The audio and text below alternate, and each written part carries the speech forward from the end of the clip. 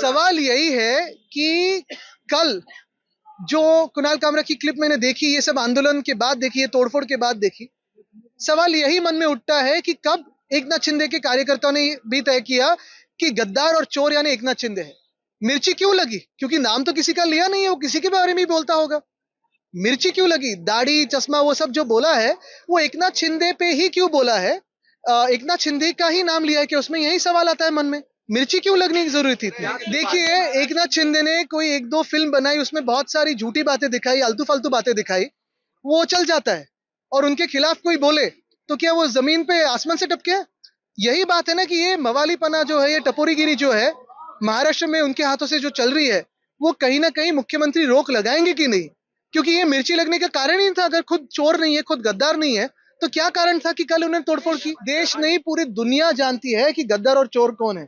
लेकिन अब तक तो ये एकनाथ शिंदे नहीं मानते थे। अभी कल जो हमला किया उन्होंने, तो अभी शायद मानने लगे हैं कि गद्दार और चोर अगर किसी के बारे में बोले तो वो खुद है। ये सारी बातें जो है, ये सारी बातें सुपारी वुपारी की जरूरत नहीं है, ये तो उनके मन से आई है। और हम पे भी टिक्का की है ना उनने। कुणाल कामरा ने कितने बार हम पे बातें की है, कितने बार सारे लोगों पे की है। कल तो मोदी साहब पे भी की है, बहुत लोगों पे की है, लेकिन किसी की रिएक्शन इतनी है नहीं आई। कितने बार पिछले 20 सालों में, 25 सालों में प्रधानमंत्री महोदय पे बातें हुई है, बहुत सारे लोगों पे बातें हुई, लेकिन कोई ऐसे रिएक्ट नहीं करता है। कल की बात कुछ अलग मिर्ची लगाने वाली बात थी, ऐसे ही रिएक्शन है। मैं यही पूछना चाहता हूं कि कल मिर्ची क्यों लगी। दूसरी बात यही है कि कल जो तोड़फोड़ हुई है, जैसे उन्होंने कहा, मुख्यमंत्री महोदय ने कहा कि नागपुर में जिन्होंने तोड़फोड़ की उनसे पैसा लिया जाएगा। क्या कल जिन्होंने तोड़फोड़ की उनसे पैसा लिया जाएगा?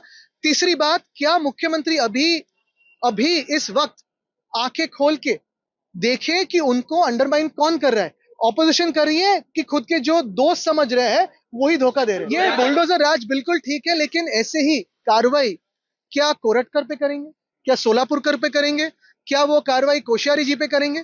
और क्या ये एकनाथ शिंदे के जो चिंदी चोर है वो कोरटकर और सोलापुरकर पे चिल्लाएंगे ऐसे? अरे चलो फिर, उनका अगर अर्बन नक्सल ये शब्द आया है तो इसका यही एक अर्थ बनता है कि अभी सरकार चलाना इनको मुमकिन नहीं है।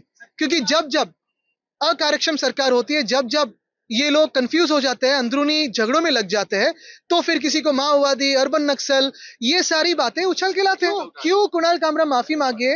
क्या गद्दार और चोर ये एकनाथ शिंदे ही है? तो फिर कुणाल कामरा बिल्कुल माफी मांगे, लेकिन एकनाथ शिंदे ने पहले जवाब देना चाहिए कि वही गद्दार और चोर है।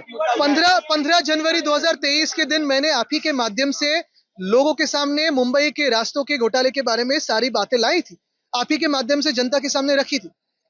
और सिर्फ ऐसी बातों में नहीं, हवा में बात नहीं की थी, तो सारे डॉक्यूमेंट, सारे दस्तावेज मेरे हाथों में थे कि कार्टेलाइजेशन कैसे हुआ, कैसे 5 कॉन्ट्रैक्टर्स को काम दिया गया, कितने प्रतिशत काम अभी हुआ है।